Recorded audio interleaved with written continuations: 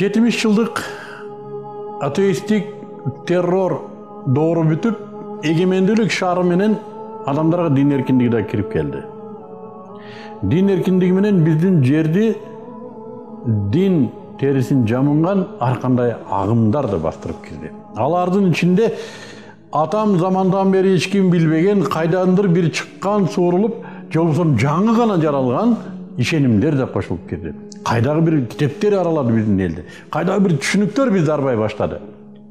Бардыгы дин жөнүндө сүйлөйт, бирок дин экен, эмне экендигин түшүндүргөнү аз.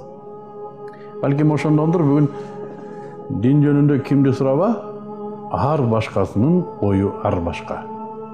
Бири дин десе игилди айтат, бири сакалды айтат, бири хижабды айтат, бири троллейбус, бири трамвай. А чынында дин эмне?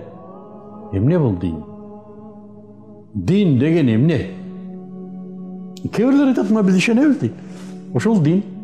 А ишенбесеңчи? Ишенбесең демек дин жок. Дин жок. Каяка кетти? Казакстанга өтүп кетти, Тажикстанга өтүп кетти, космоско кайра кетип калдыбы? Каяка кетти? Сен ишенбесең дин каяка кетти? Дин эмне өзү? Бир айтат бул дин ишеним, бир айтат дин бул чиркөө дейт, бир айтат дин бул айта берет. А чынында дин эмне бул? Ким ойлонуп көрдү? Дин ааламдарды жараткан. Андагы мыйзамдарды жараткан. Андагы жан жаныбар макулукаттын баарын жараткан. Алардын ортосунда мамилелерди тартиптеген, аларды рызкыландырган, жана аларды сыноосу бүткөндөн кийин өзү күтүп турган кыяматтын падышасы Аллах субхану ва таала тарабынан берилген маалымат. Пайгамбарлар аркылуу берилген маалымат. Кимге? Адамга. Эмне жөнүндө бул маалымат?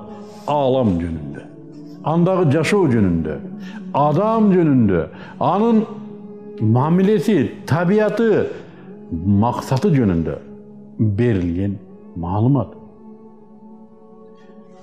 Кимдир бирөө бул маалыматты билбесе, балким өзү илим менен, тажрыйба менен билип алар, бирок бардыгын биле албайт. Эмнеге?